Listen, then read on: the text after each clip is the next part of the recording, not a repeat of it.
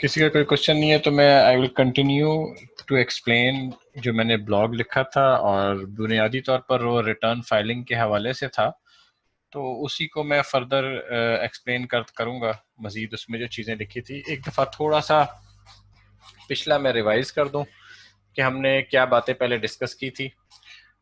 हमने salaried individual की tax return पे बात शुरू की थी। हमने कहा कि सैलरी की टैक्सेशन रिसीट बेसिस के ऊपर है। फिर हमने कहा कि ऑफिशियल रीइंबर्समेंट्स जो हैं वो टैक्सेबल नहीं है, और अगर पर्सनल एक्सपेंसेस एम्प्लॉयर रीइंबर्स करता है तो वो टैक्सेबल सैलरी का हिस्सा बनेंगे। फिर हमने सैलरीड और नॉन सैलरीड इंडिविजुअल के लिए हमने कहा कि भाई अगर एक शख्स की मल्टीपल सोर्सेज ऑफ इनकम हो, यानी सैलरी भी हो और दूसरी सोर्सेज भी हो, तो फिर वो कब सैलरीड इंडिविजुअल होता है और कब नॉन सैलरीड इंडिविजुअल होता है। तो हमने कहा कि भाई अगर 75% से ज्यादा उसकी टैक्सेबल इनकम सैलरी से है तो he should be considered as a salaried individual. उसके बाद हमने डिस्कस किया कि एनटीआर इनकम जो है और एफटीआर इनकम दोनों हो, तो फिर सैलरीड इंडिविजुअल के लिए हमें ये सिर्फ और सिर्फ एनटीआर इनकम को कंसिडर करना है, यानी ये देखने के लिए कि क्या उसकी 75% ऑफ इनकम सैलरी से ज्यादा है तो वो सिर्फ एनटीआर इनकम के साथ कंपेयर करना है। अगर एफटीआर इनकम हो तो उसे हमने कंसिडर नहीं करना 75% की कैलकुलेशन के लिए। इसके बाद हमने जो अगली बात की, फिर हमने कहा कि जनाब मेडिकल अलाउंस और स्पेशल अलाउंस की एग्जेम्पशन को हमने ज़रूर कंसिडर करना है। एम्प्लॉयर सर्टिफिकेट के ऊपर आपने रिलाई नहीं करना, बल्कि आपने कंप्लीट ब्रेकअप ऑफ सैलरी को चेक करना है, और ये देखना है कि यार सारी की सैलरी सैलरी अकाउंट फॉर हो रही है, उसका ब्रेकअप अकाउंट फॉर हो रहा है, अगर कोई इन काइंड बेनिफिट्स हैं तो उनको भी अकाउंट फॉर किया जा रहा है और उसकी प्रॉपर टैक्सेशन की जा रही है। इन काइंड बेनिफिट्स क्या होंगे, कैसे होंगे, कैसे टैक्सेशन होगी, मेडिकल क्या होगा, स्पेशल अलाउंस क्या होगा, ये सारी टेक्निकल चीज़ें जो हैं ये हम यकीनन आप लोगों में से बहुत सारे लोगों को पता होंगी, लेकिन हम एक सेपरेट सीरीज इंशाल्लाह ताला रखेंगे सैलरी की फर्दर एक्सप्लेनेशन के लिए कि सैलरी में क्या कुछ शामिल होता है। अभी जो मैं आपको एक्सप्लेन कर रहा हूँ वो सिर्फ और सिर्फ ये एक्सप्लेन कर रहा हूँ कि जब आप रिटर्न बनाएंगे तो आपने रिटर्न बनाते हुए या उसकी टैक्स कंप्यूटेशन करते हुए किन चीज़ों को मद्देनजर रखना ज़रूरी है।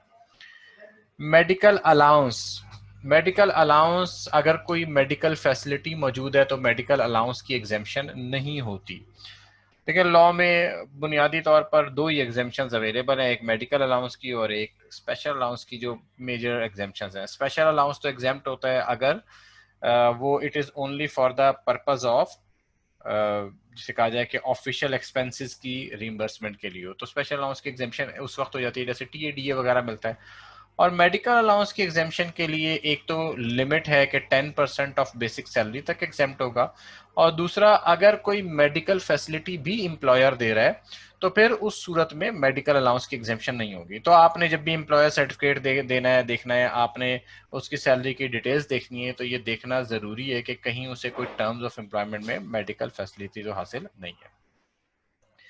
फिर रिटर्न बनाते हुए हमेशा आप बैंक स्टेटमेंट लाजमी लें जब भी रिटर्न, चाहे सैलरीड की आप रिटर्न बना रहे हैं, चाहे आप किसी नॉन सैलरीड पर्सन की रिटर्न बना रहे हैं, आपने बैंक स्टेटमेंट लाजमी ऑब्टेन करनी है, और बैंक स्टेटमेंट में क्रेडिट एंट्रीज को भी आपने चेक करना है। ठीक है, जो सैलरी को आपने क्रॉस चेक करना है बैंक स्टेटमेंट के साथ कि जो एम्प्लॉय की सैलरी आपने अकाउंट फॉर की है उतनी ही सैलरी उसकी बैंक स्टेटमेंट में आ रही है या नहीं आ रही है, अगर कोई फ़र्क आ रहे हैं तो उसकी क्या रीजंस हैं। ये बैंक स्टेटमेंट लेना बहुत इंपॉर्टेंट है। इंडिविजुअल की टैक्स रिटर्न में खास तौर पे बैंक स्टेटमेंट के बगैर आपको रिटर्न पे काम नहीं करना चाहिए। हाँ, बाज़ औक़ात ऐसा होता है कि क्लाइंट अपनी कॉन्फिडेंशियलिटी की वजह से बैंक स्टेटमेंट या इस किस्म का डाटा आपसे अगर शेयर नहीं करना चाह रहा, तो और वो सिर्फ आपको फिगर्स देता है कि यार ये मेरी फिगर्स हैं and I know my bank statement, या वो बहुत बहुत सारी चीज़ें। ठीक है, तो फिर ये ज़रूरी है कि आप किसी ईमेल के ज़रिए, किसी डॉक्यूमेंट के ज़रिए ये एक दफ़ा नोट कर लें, क्लाइंट को ये रियलाइज़ करवा दें कि अगर कोई बैंक स्टेटमेंट या किसी चीज़ में कोई चीज़ ऐसी निकल आई जो बाद में उसके लिए प्रॉब्लम है, तो उसका सारा रिस्क फिर क्लाइंट का अपना है, फिर टैक्स पेयर का अपना रिस्क है। एज एन एडवाइज़र ऑब्वियसली हम उसका ऑडिट नहीं कर रहे हैं, हम किसी टैक्स पेयर का। हमारा काम तो ये है कि जो इंफॉर्मेशन, जो डाटा टैक्स पेयर हमें प्रोवाइड करेगा उस इंफॉर्मेशन डाटा की बेसिस के ऊपर हमने रिटर्न बना देनी है। लेकिन हमें एक रीजनेबल एफर्ट करनी चाहिए कि हम डाटा ऑब्टेन करें और डाटा ऑब्टेन करके उस डाटे की मदद से ताकि कहीं पर कोई लूप होल्स रह जाएं तो we can plug in those loop holes. और वो बाज़ औक़ात टैक्स पेयर को, क्योंकि जनरली टैक्स पेयर्स को या जो आपके क्लाइंट्स हैं उनको अपने टैक्स का इतना आइडिया नहीं होता, इसीलिए वो आपके पास आए हैं। तो उनकी जितनी भी बैंक स्टेटमेंट्स या चीज़ें हैं उनको अच्छी तरह से डिस्कस करके और फिर प्रिपेयर करना चाहिए। असल में बाकी तो आपको पता है मशरूम ग्रोथ की तरह कंसल्टेंट्स हैं, बस वो डाटा लिया उठा के रिटर्न में भर दिया और कोई कंप्यूटेशन बनाने की भी कई लोग जहमत नहीं करते। लेकिन हमने इस तरह काम नहीं करना, हमने प्रॉपर काम करना है, हमने क्लाइंट से डाटा लेना है, हमने उससे एविडेंस कोशिश करनी है मैक्सिमम कलेक्ट करें और उसकी प्रॉपर रिटर्न बनाएं, प्रॉपर रिटर्न उसकी सबमिट करें और क्लाइंट को गाइड करें कि भाई इस कंप्लायंस में इस तरह रिटर्न बनाने में आपका ही फायदा है। कल को टैक्स वाले अगर कोई क्वेश्चन करेंगे तो we are able to answer that, ठीक है। और उसी के पर्पसेस के लिए तो बैंक स्टेटमेंट जो है अच्छी तरह से देखनी चाहिए। अच्छा, बैंक स्टेटमेंट और सैलरी को क्रॉस चेक करना इसलिए भी ज़रूरी होता है, बाज़ का साल में एम्प्लॉयर ने कोई बोनस दिया, कोई और पेमेंट एम्प्लॉयर की तरफ से आई और वो एम्प्लॉई जो है वो तो अपनी सैलरी जहन में रख के चल रहा होता है, बाज़ कोई छोटी मोटी ऊपर नीचे की पेमेंट उसको नहीं पता होती, तो यू कैन वेरीफाई और उसको क्रॉस चेक किया जा सकता है कि सैलरी जो डिस्क्लोज कर रहा है वो वही है या कुछ और है। फिर उससे बाज़ औक़ात आपको ऐसी भी चीज़ें पता लग सकती हैं जो मसलन फॉर एग्जांपल आपने वर्किंग बनाई तो आपके हिसाब से एक नेट ऑफ टैक्स पेमेंट इतनी आनी चाहिए, भाई ₹1,00,000 सैलरी है, थोड़ा सा उसमें से टैक्स कट गया तो 90-95,000 रुपए। तो आप देखते हैं कि एम्प्लॉयर सैलरी से ₹1,20,000 उसके अकाउंट में भेज रहा है या ₹80,000 अकाउंट में भेज रहा है, तो आप एम्प्लॉय से पूछेंगे भाई ये क्या फ़र्क है और ये किस वजह से है। तो क्रॉस चेक करना बैंक स्टेटमेंट को और सैलरी को इम्पोर्टेंट है। प्रोविडेंट फंड, प्रोविडेंट फंड के बारे में हमने लास्ट टाइम कुछ डिस्कशन की थी मेरा ख्याल है प्रोविडेंट फंड के हवाले से, लेकिन मेरा ख्याल है यहाँ पर वो मैंने शायद स्लाइड्स के ऊपर यहाँ पर चेंज नहीं की। मैं प्रोविडेंट फंड को दोबारा एक्सप्लेन करता हूँ क्योंकि मुझे याद नहीं है कि मैंने आपको प्रोविडेंट फंड किस हद तक एक्सप्लेन किया था। Let me start with provident. Provident fund में 3 चीज़ें होती हैं, एम्प्लॉय कंट्रीब्यूशन, एम्प्लॉयर कंट्रीब्यूशन, फिर इंटरेस्ट जो इन दोनों को मिलके बनता है और एक्यूमुलेटेड बैलेंस, ठीक है। Employee contribution, employer contribution, interest और एक्यूमुलेटेड बैलेंस, इन चीज़ों को मिलाकर आपका प्रोविडेंट फंड बनता है। अगर तो अनअप्रूव्ड की सूरत में, ठीक है। अब प्रोविडेंट फंड की 3 किस्में हैं, government provident fund, everything exempt. Unapproved provident fund, only accumulated balance taxable at the time of retirement to the extent of employer contribution and interest। यानी एम्प्लॉयर कंट्रीब्यूशन और इंटरेस्ट को मिला के जो पैसे मिलते हैं एक्यूमुलेटेड बैलेंस के, सिर्फ उनकी टैक्सेशन होती है during the employment period. Annually इसकी कोई टैक्सेशन नहीं है अनअप्रूव्ड की। जो अप्रूव्ड प्रोविडेंट फंड है उसकी टैक्सेशन है और उसकी थोड़ी सी कॉम्प्लिकेटेड टैक्सेशन है, तो उसको देखना समझना ज़रूरी है। उसको मैं डिटेल से आपके पास उस वक्त एक्सप्लेन करूंगा जब मैं सैलरी की लेक्चर सीरीज करूंगा। लेकिन अभी यहाँ पर आपने टैक्सेशन ऑफ प्रोविडेंट फंड को कंसिडर करना इंपॉर्टेंट है। एम्प्लॉयर कंट्रीब्यूशन इसको जहन में रखें कि इसकी टैक्सेशन होती है, किस लिमिट से ऊपर होती है वो बाद में डिस्कस करेंगे। इसी तरह इंटरेस्ट के ऊपर ये टैक्सेबल होता है फॉर अप्रूव्ड फंड की सूरत में। इसी तरह इंटरेस्ट भी टैक्सेबल होता है फॉर अप्रूव्ड फंड्स, ठीक है। एक्यूमुलेटेड बैलेंस एग्जेम्प्ट हो जाता है अप्रूव्ड फंड की सूरत में, जबकि एम्प्लॉय कंट्रीब्यूशन नो ट्रीटमेंट, क्योंकि एम्प्लॉय कंट्रीब्यूशन कोई इनकम नहीं है, वो तो अपने ही पैसों में से निकाल के वो पैसे फंड के अंदर डाल रहा है। तो एम्प्लॉयर कंट्रीब्यूशन और इंटरेस्ट की टैक्सेशन होनी है, इसलिए आपको प्रोविडेंट फंड की इंफॉर्मेशन लेनी जरूरी है और प्रोविडेंट फंड के बैलेंस को वेल्थ स्टेटमेंट में भी रिफ्लेक्ट करना होता है। ठीक है। प्रोविडेंट फंड के बैलेंस को वेल्थ स्टेटमेंट में भी रिफ्लेक्ट करना होता है, तो उसको वेल्थ स्टेटमेंट में कैसे रिफ्लेक्ट करना है वो भी एक क्वेश्चन है जो आपने रिजॉल्व करना है। उसको भी हम जब वेल्थ स्टेटमेंट की लंबी डिस्कशन करेंगे आइटम बाय आइटम, तो फिर उस वक्त वेल्थ स्टेटमेंट में करेंगे। अभी तो सिर्फ ये इन्फॉर्मेशन जो जरूरी है रिटर्न फाइलिंग के लिए, जो इन्फॉर्मेशन आपको लेनी चाहिए, अभी सिर्फ उसको मैं बात कर रहा हूँ। अच्छा, in case of switching off employment, अगर कोई बंदा कहता है कि ड्यूरिंग द ईयर मैंने एम्प्लॉयमेंट चेंज किया है, तो ये जरूर देखें कि उसके कोई रिटायरमेंट बेनिफिट्स हैं, उसको कोई ग्रेजुटी मिली है। कई ऑर्गेनाइजेशंस में 13 सैलरी का कंसेप्ट होता है, बाज़ औक़ात वो नई जगह पे जाता है तो ज्वाइनिंग बोनस उसको मिल रहा होता है। तो ये जरा एक्स्ट्रा टैक्सेशन जो है ना। अच्छा, इसमें एक और भी इंपॉर्टेंट पहलू होता है कि जब एम्प्लॉय अपनी एम्प्लॉयमेंट को स्विच करता है, तो पहले वाले एम्प्लॉयर ने हो सकता है उसका टैक्स जो है वो जाहिर सी बात है उसने एस्टिमेटेड बेसिस पे काटा होता है, तो वो कुछ उसका टैक्स भी ऊपर नीचे होगा। फिर वो नए एम्प्लॉयर के पास गया तो नए एम्प्लॉयर ने अपने पास जो सैलरी ले रहा है उसके हिसाब से टैक्स काटा होगा। तो यूजुअली जब एम्प्लॉयमेंट स्विच करता है तो जो ओवरऑल टैक्सेशन होती है उसको बड़ा केयरफुली आपको देखना होता है, क्योंकि एम्प्लॉयर्स ने हो सकता है टैक्स कम काटा हो और फिर एम्प्लॉय को अपनी जेब से पे करना पड़ता है। जनरली सैलरीड पर्सन का टैक्स ठीक कटा हुआ होता है, लेकिन स्विचिंग ऑफ एम्प्लॉयमेंट की सूरत में ये टैक्सेशन कुछ गलत भी हो सकती है। ये गलत तो नहीं हो सकती, मतलब ये कि कम हो सकती है, क्योंकि एम्प्लॉयर्स के पास पेड सैलरी कम होती है। और रिटायरमेंट बेनिफिट्स और एरियर्स ऑफ सैलरी एक टैक्स प्लानिंग अपॉर्चुनिटी भी प्रोवाइड करते हैं, क्योंकि रिटायरमेंट बेनिफिट्स को लास्ट ईयर्स के एवरेज रेट पर भी टैक्स किया जा सकता है, एरियर्स ऑफ सैलरी को उनके रेलेवेंट ईयर के रेट पर भी टैक्स किया जा सकता है। तो इसलिए ये एक टैक्स प्लानिंग अपॉर्चुनिटी भी एम्प्लॉयज के पास होती है। तो रिटायरमेंट बेनिफिट्स और एरियर्स ऑफ सैलरी को आपने लाजमी कंसिडर करना है और उसकी इंफॉर्मेशन आपने टेक क्लाइंट से लेनी है।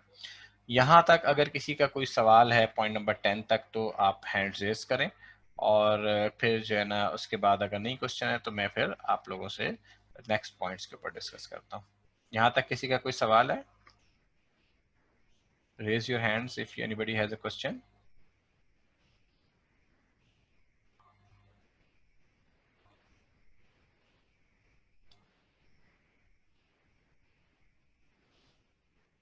कोई क्वेश्चन नहीं है किसी का?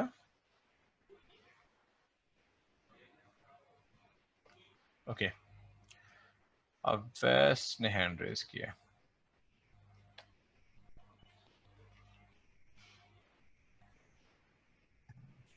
जी अवैस क्वेश्चन। वालेकुम सलाम जी, अवैस क्वेश्चन पूछें।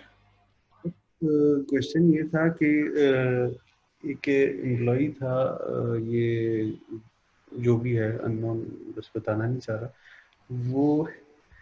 उसका सर जी इशू ये था कि वो चाह रहा था कि पिछले साल उसकी इनकम जो है वो रिकॉर्ड हो जाए, रिकग्नाइज हो जाए, और वो tax planning as a tax planning वो करना चाह रहा था। वो उसकी कुछ तकरीबन 6-7 लाख रुपया, यानी कि वो चाह रहा था कि पिछले वाले पीरियड में फॉल कर जाए, हालांकि मिले उसे अगले साल। तो वो सर देखें, वो किस तो tax planning opportunity areas of salary और रिटायरमेंट बेनिफिट्स की सूरत में मिल सकती है। पहली बात तो ये कि चूंकि जैसे आपने अच्छा किया कि जब आप कोई क्वेश्चन करें तो किसी टैक्स पेयर का या किसी क्लाइंट का नाम ना लें, क्योंकि रिकॉर्डिंग्स अपलोड होती हैं तो कॉन्फिडेंशियल इन्फॉर्मेशन लोगों की दूसरों के साथ शेयर नहीं होनी चाहिए। ये तो आपने मुनासिब किया कि आपने सवाल बगैर नाम के पूछा। दूसरी बात ये कि यस, टैक्स प्लानिंग अपॉर्चुनिटीज जैसे मैंने कहा कि एरियाज ऑफ सैलरी की सूरत में, रिटायरमेंट बेनिफिट्स की सूरत में मौजूद है, लेकिन अभी मैं उस पर डिटेल्ड डिस्कशन अभी मैं नहीं करना चाहता उसके ऊपर ना।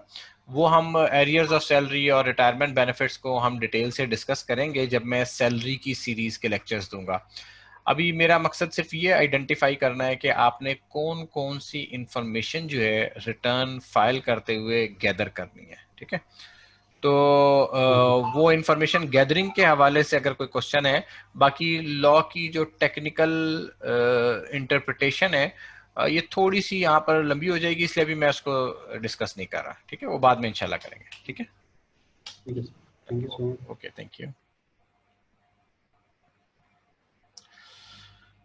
अच्छा जी, नेक्स्ट हमारे पास है, अगर आपके पास कोई गवर्नमेंट के एम्प्लॉयज, जजेस, डिफेंस पर्सनल या और कोई पब्लिक सेक्टर के लोग आते हैं अपने रिटर्न्स के लिए, तो उनके पास कुछ extra exemptions as per law available हैं। उन वो यूजुअल जो नॉर्मल किसी मसलन फॉर एग्जांपल गवर्नमेंट सेक्टर के एम्प्लॉयज़ को जिनको गाड़ियों की सूरत में ना जो गाड़ियां मिलती हैं, मोनेटाइज्ड व्हीकल्स मिलते हैं, तो उन मोनेटाइज्ड व्हीकल्स की सेपरेट टैक्सेशन है।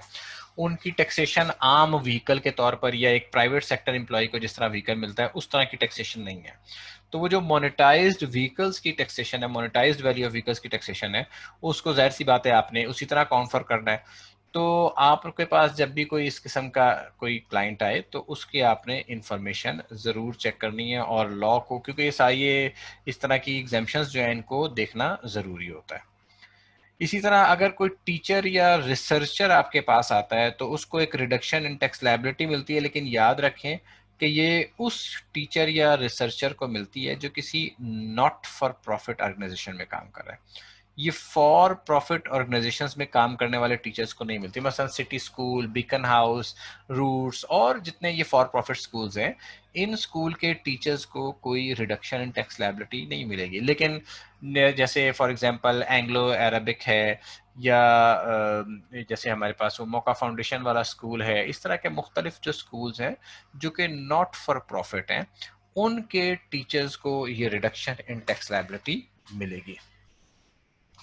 फिर एग्जेम्पशन ऑन मार्जिनल बेनिफिट्स। अगर कोई शख्स किसी होटल या रेस्टोरेंट में मुलाजिम है, किसी एजुकेशनल इंस्टीट्यूशन में मुलाजिम है, या किसी हॉस्पिटल में अगर वो मुलाजिम है, तो उस सूरत में कुछ मार्जिनल जो है ना बेनिफिट्स जो मिलते हैं उनको, उसकी भी exemption as per law available होती है। ठीक है, तो ये मार्जिनल बेनिफिट्स के ऊपर जो exemption as per law available है उसको भी आपने कंसीडर करना है। तो अगर आपके पास किसी होटल रेस्टोरेंट का एम्प्लॉई है, किसी एजुकेशन इंस्टीट्यूशन का एम्प्लॉई है, किसी हॉस्पिटल का, मसलन फॉर एग्जांपल सेवर रेस्टोरेंट का कोई एम्प्लॉई है और वो सेवर रेस्टोरेंट वाले उसे दोपहर का खाना मुफ्त फराम करते हैं, तो वो एक फैसिलिटी तो है, वो एक बेनिफिट तो है एम्प्लॉयर की तरफ से, लेकिन वो एग्जाम फ्रॉम टैक्स है। इसी तरह अगर किसी एजुकेशनल इंस्टीट्यूशन में कोई आपके पास आता है और कहते हैं जी मेरे बच्चों की फीस माफ हुई है या मेरे बच्चों की फीस सब्सिडाइज्ड पे है, तो वो भी एक बेनिफिट है एम्प्लॉयर की तरफ से, but that is an exempt benefit. इसी तरह कोई हॉस्पिटल है और उस हॉस्पिटल ने अपने एम्प्लॉयज को कोई फ्री मेडिकल फैसिलिटी दी हुई है, तो that free medical facility is also exam from tax. ठीक हो गया। इसी तरह सैलरी की रिटर्न बनाते हुए कई नॉन कैश बेनिफिट्स मिल रहे हैं, जैसे कार गाड़ी मिली हुई है, अकोमोडेशन मिली हुई है। यूजुअली गाड़ी का होता है कि गाड़ी वो टैक्सेबल सैलरी में होती है, और इसी वजह से आपको उसके सैलरी का ब्रेकअप लेना भी ज़रूरी होता है, क्योंकि वेल्थ के अंदर उसको अकाउंट फॉर उस तरह नहीं किया जाता।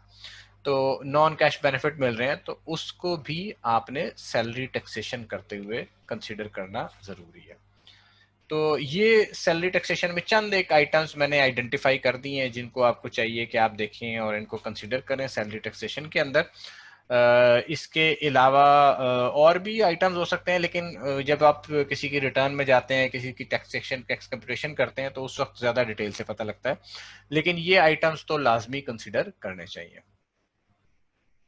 नेक्स्ट जो हमारे पास है वो इनकम फ्रॉम प्रॉपर्टी। हमारे बहुत सारे क्लाइंट्स हैं जिनकी रेंटल इनकम भी है, इनकम फ्रॉम सैलरी के साथ। बात तो ऐसे हैं जिनकी रेंटल इनकम ही बहुत ज्यादा है। ठीक है, तो रेंटल इनकम से मुराद इनकम फ्रॉम प्रॉपर्टी है। अच्छा, ये इनकम फ्रॉम प्रॉपर्टी याद रखें कि ये रेंटल इनकम जो है मूवेबल प्रॉपर्टी की रेंटल इनकम की बात नहीं हो रही। जब इनकम फ्रॉम प्रॉपर्टी के हेड की हम बात करते हैं तो इसके अंदर सिर्फ और सिर्फ लैंड एंड बिल्डिंग से आने वाला रेंट शामिल है। इनकम फ्रॉम प्रॉपर्टी में सिर्फ और सिर्फ लैंड एंड बिल्डिंग से आने वाला रेंट शामिल है, और इनकम फ्रॉम प्रॉपर्टी में लैंड एंड बिल्डिंग से आने वाला रेंट भी उस वक्त शामिल होगा अगर आप as an owner land and building को रेंट पर देते हैं। अगर आप as an owner land and building को रेंट पर नहीं देते तो वो इनकम फ्रॉम प्रॉपर्टी नहीं है। मतलब मैंने एक जगह किराए पर ली और आगे मजीद किराए पर दे दी, तो वो इनकम फ्रॉम अदर सोर्स में चला जाता है, इनकम फ्रॉम प्रॉपर्टी में नहीं रहता। इनकम फ्रॉम प्रॉपर्टी की taxation accrual basis of accounting पे है। तो जिन लोगों को एक्रूअल बेसिस ऑफ अकाउंटिंग का नहीं पता, वो जाहिर सी बात है उनके लिए इनकम फ्रॉम प्रॉपर्टी की टैक्स रिटर्न बनाना बड़ा मुश्किल काम है, क्योंकि उन्हें पता ही नहीं है एक्रूअल बेसिस ऑफ अकाउंटिंग क्या होती है। मेरे पास ऐसे बेचारे लोग आए, टैक्स पेयर्स आए, जिनकी 2-2 3-3 साल की उन्होंने रेंट वसूल किया और वो एक ही साल में उनके टैक्स एडवाइजर ने सारी रिपोर्ट कर दिया कि जनाब ये, और फिर अगले सालों में कोई इनकम भी नहीं है। तो इनकम फ्रॉम, अगर फर्ज किया आपने 2 साल का या 3 साल का रेंट इकट्ठा वसूल कर लिया, तो इस साल सिर्फ और सिर्फ जो रेलेवेंट ईयर का इनकम फ्रॉम प्रॉपर्टी है वो टैक्स के लिए ऑफर होगी, बाकी एडवांस रेंट हो जाएगा, अगले साल टैक्स के लिए ऑफर होगा। तो आई एम श्योर आप सारे जो है वो, मेरे पास जो टीम है वो सारे अकाउंटिंग तो समझते हैं। तो इनकम फ्रॉम प्रॉपर्टी जो है उसको एक्रूअल बेसिस के ऊपर आपने टैक्स रिटर्न में अकाउंट फॉर करना है। सैलरी रिसीट बेसिस पर होती है और income from property accrual basis पर होती है। एक और इंपॉर्टेंट एस्पेक्ट है कि सिक्योरिटी डिपॉजिट या पगड़ी या कोई और अनएडजस्टेबल एडवांसेस अगर किसी को मिले हैं तो उनकी भी टैक्सेशन होती है, वो over a period of 10 years होती है, और उसको भी आपने लाजमी कंसिडर करना है। सिर्फ रेंट को कंसिडर नहीं करना, बल्कि अगर किसी को पगड़ी या सिक्योरिटी डिपॉजिट्स मिले हैं तो उसको भी टैक्स के लिए कंसिडर करना है। फिर जिन इंडिविजुअल्स की income from property in excess of ₹4 million है, उनके लिए टैक्स प्लानिंग अपॉर्चुनिटी अवेलेबल है, और वो चाहे तो अपनी इनकम को नॉर्मल टैक्स रिजीम में ले जाएं, चाहे तो अपनी इनकम को फिक्स टैक्स रिजीम में ले जाएं। तो ये भी कंसीडर करना ज़रूरी है कि 4 मिलियन से ज़्यादा है या नहीं है। ये पर्सन टू पर्सन वेरी करेगा कि टैक्स प्लानिंग अपॉर्चुनिटी किस तरह से है। ये ज़हन में रखें कि टैक्स ईयर 2020 के लिए ये टैक्स प्लानिंग अपॉर्चुनिटी मौजूद है, लेकिन टैक्स ईयर 2021 यानी अब जो नया साल शुरू हुआ है इसमें ये टैक्स प्लानिंग अपॉर्चुनिटी अवेलेबल नहीं है। तो टैक्स ईयर 2020 के लिए आपने इस टैक्स प्लानिंग अपॉर्चुनिटी को ज़रूर कंसिडर करना है कि उसे नॉर्मल टैक्स रिजीम में टैक्स किया जाए या फिक्स्ड टैक्स रिजीम में टैक्स के लिए ऑफर किया जाए। अगर नॉर्मल टैक्स रिजीम में टैक्स के लिए ऑफर करेंगे तो एक्सपेंसेस को आप क्लेम कर सकते हैं, और मैंने एक वर्किंग करके देखी थी जिससे ये पता लगा कि अगर अगर किसी शख्स की सिर्फ और सिर्फ इनकम फ्रॉम प्रॉपर्टी है, अगर किसी शख्स की कोई और सोर्स ऑफ इनकम नहीं है, सिर्फ और सिर्फ इनकम फ्रॉम प्रॉपर्टी है, और वो इनकम फ्रॉम प्रॉपर्टी 4 मिलियन से ज्यादा है, तो उसका डिसीजन बड़ा स्ट्रेट फॉरवर्ड है, उसे हमेशा नॉर्मल टैक्स रिजीम में ही जाना चाहिए, उसको फिक्स टैक्स रिजीम में ऑप्ट नहीं करना चाहिए। वो मैंने एक वर्किंग बनाई हुई है, वो फिर किसी वक्त जब मैं इनकम फ्रॉम प्रॉपर्टी को डिटेल से एक्सप्लेन करूंगा तो आपको वर्किंग दिखाऊंगा कि वो कैसे बनती है।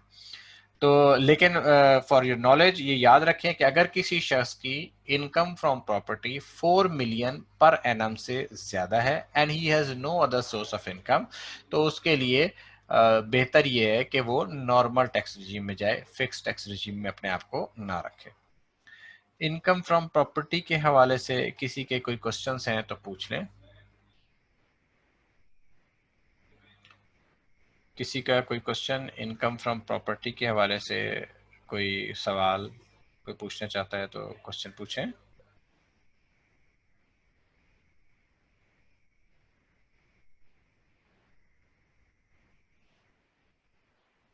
कोई क्वेश्चन नहीं है? Okay. Capital gains, capital gains में taxation of basically capital gains क्या चीज है? कैपिटल गेन है जब आप कोई कैपिटल एसेट बेचते हैं। कैपिटल एसेट क्या चीजें हैं? कैपिटल एसेट में आप रिटर्न के पर्सपेक्टिव से चंद एक मोटी मोटी चीजें याद रखनी जरूरी है। ठीक है, पहली बात तो ये कि जो मेजर आइटम्स होते हैं ना कैपिटल गेन्स के, एक तो होता है इमूवेबल प्रॉपर्टी। ठीक है, इमूवेबल प्रॉपर्टी सेपरेट टैक्सेशन है। ठीक है, लिस्टेड सिक्योरिटीज, इनकी भी सेपरेट टैक्सेशन है, ये नॉर्मल टैक्स रिजीम में नहीं है। तो ये तो दो अलग अलग है, ये पॉइंट नंबर 21 में मैंने लिखा भी हुआ है। अच्छा, इसके अलावा आपके पास शेयर्स होते हैं प्राइवेट कंपनी के, या कोई पर्सनल एसेट्स हैं जैसे घर में ज्वेलरी वगैरह या इस किस्म की चीजें पड़ी हुई हैं। जो शेयर्स हैं या पर्सनल एसेट्स हैं, पर्सनल शेयर्स तो टैक्सेबल होंगे अगर प्राइवेट कंपनी के शेयर्स आप बेचते हैं, लेकिन पर्सनल एसेट्स अगर आप बेचते हैं तो उसकी दो किस्में हैं। एक तो ये है कि उसमें jewellery, coin, medallion, other work of art, यानी ये कलेक्शन वगैरह टाइप की चीजें या ज्वेलरी जो होती है ना, इसको बेचते हैं तो टैक्सेबल होती है। लेकिन अगर कोई और घरेलू आइटम्स हैं, मसलन आपने अपनी पर्सनल गाड़ी बेच दी, घर में कोई फर्नीचर एंड फिक्सचर था वो बेच दिया, तो इन चीजों के ऊपर कोई टैक्सेशन नहीं है। इस पे एक थोड़ा सा इख्तलाफ भी है कुछ एडवाइजर्स का, लेकिन जनरली हमारी अंडरस्टैंडिंग यही है कि सिवाय ज्वेलरी और ये कलेक्शन आइटम्स के टैक्सेशन नहीं होती पर्सनल आइटम की सेल के ऊपर। बाकी इमूवेबल प्रॉपर्टी की टैक्सेशन वो सेपरेट होगी, उसको आपने देखना है कि अगर वो सेल विद इन 1 ईयर है, 1 to 4 ईयर्स है, ये किस तरह से है। ठीक है। आसिफ खान ने सवाल किया है point number 12, reduction in tax liability, क्या ये गवर्नमेंट टीचर्स के लिए अवेलेबल होगा या नहीं होगा? यस, गवर्नमेंट के तो school not for profit he consider की जाएंगे, तो इसलिए गवर्नमेंट टीचर्स के लिए टीचर रिडक्शन मिलेगी। खैर, coming back to capital gains, तो income from sale of immovable property और लिस्टेड सिक्योरिटीज, उनके अपने रेट्स हैं, और आपने ये देख लेना है कि टैक्स ईयर 2020 में क्या पोजीशन है, 2021 में क्या पोजीशन है। अभी तो आप जो रिटर्न्स बनाएंगे वो 2020 के हिसाब से बनाएंगे, तो 2020 में रेट्स थोड़े से ज्यादा थे, 2021 में रेट्स थोड़े से कम हो गए, तो उसको देखना जरूरी है। ये मैंने एक छोटी सी वर्किंग की हुई है 2021 के हिसाब से, किसी ने मुझसे सवाल पूछा था, इसको आप देख लीजिएगा, अगर किसी का कोई क्वेश्चन हो तो मैं उससे एक्सप्लेन कर दूंगा। Income from other sources, usually हमारे पास जो क्लाइंट्स आते हैं उनकी income from other sources negligible सी होती है, और जनरली भी इंडिविजुअल्स की income from other source negligible होती है। ज़्यादातर डिविडेंड्स होते हैं, इंटरेस्ट ऑन बैंक डिपॉजिट्स होते हैं, और ये सारे फाइनल टैक्स रिजीम में फॉल करते हैं। ठीक है। और इनके अंदर एक तो ये है कि डिविडेंड के ऊपर भी एट सोर्स टैक्स कट जाता है, बैंक डिपॉजिट्स पे भी एट सोर्स टैक्स कट जाता है। हाँ, बैंक डिपॉजिट्स पे जो एट सोर्स टैक्स कटता है, इसमें टैक्स ईयर 2020 के अंदर अभी आप रिटर्न्स फाइल करने जाएंगे तो आपको एक अनोमली महसूस होगी। और हमने जब अपना मेमोरेंडम पिछले साल बनाया था तो उस वक्त भी हमने पॉइंट आउट किया था कि गवर्नमेंट ने ये किया कि सेक्शन 151 के तहत जो विदहोल्डिंग का रेट है उन्होंने कर दिया 10%। ठीक है। जबकि सेक्शन 7B के तहत जो एप्लीकेबल टैक्स रेट है वो है 15%। तो अब हुआ ये कि बैंक तो काट रहे थे 10% के ऊपर, और लेकिन अब जिनकी आप रिटर्न फाइल करने जाएंगे उन्हें बेचारों को देना पड़ेगा 15%, यानी 5% एक्स्ट्रा देना पड़ेगा। तो ये एक एनॉमली है टैक्स ईयर 2020 के अंदर, ये आपको रिटर्न्स फाइल करते हुए इंडिविजुअल्स में नजर आएगी। डिविडेंड की टैक्सेशन निस्बतन आसान है, डिविडेंड के ऊपर ग्रॉस अमाउंट के ऊपर टैक्स कट जाता है, और वो अमाउंट आपने एफटीआर के अंदर मेंशन कर देनी है। एक मैंने कॉमन मिस्टेक जो रिटर्न फाइलिंग करते हुए ऑब्जर्व की है कि वो अक्सर रहता है कि भाई आप वो लोग बैंक स्टेटमेंट उठाते हैं, तो बैंक स्टेटमेंट में देखा अच्छा जी डिविडेंड इतना आया, उसी डिविडेंड को रिपोर्ट कर दिया अपनी इनकम के अंदर, जबकि उस डिविडेंड को या नेट अमाउंट ऑफ डिविडेंड को रिपोर्ट नहीं करना होता, बल्कि आपने ग्रॉस अमाउंट ऑफ डिविडेंड को रिपोर्ट करना है। जो बैंक में आया है वो तो टैक्स कट के आया है, तो जो टैक्स कट के फिगर आई है आपने बताना है कि जी इतना ग्रॉस डिविडेंड था, इतनी इनकम टैक्स डिडक्ट हो गया, बाकी आपके पास नेट अमाउंट है। तो इनकम टैक्स रिटर्न में उसे ग्रॉस अमाउंट पे डिस्क्लोज करना जरूरी है। इनकम फ्रॉम बिजनेस इंशाल्लाह ताला हम नेक्स्ट लेक्चर में डिस्कस करेंगे। यहाँ तक किसी के कोई क्वेश्चंस हैं? ये मोटी मोटी मैंने आपको एक ब्रॉडर ओवरव्यू दिया है कि आपको जो 4 सोर्सेज ऑफ इनकम है उनके ऊपर क्या क्या चीजें कंसिडर करनी चाहिए रिटर्न फाइल करते हुए, किसी की टैक्स कंप्यूटेशन बनाते हुए। ऑब्वियसली हम इन सारे सोर्सेज ऑफ इनकम को डिटेल से मुख्तसी एक नई series of lecture her source of income पे इंशाल्लाह ताला रखेंगे। फॉर द टाइम बिंग यहाँ पे क्लोज करते हैं, हाफ आवर इज ओवर। तो किसी का कोई क्वेश्चन अलबत्ता है तो मुझसे पूछ लें, हैंड रेस करें या चैट बॉक्स में लिख दें, and I will be please to explain answer your questions.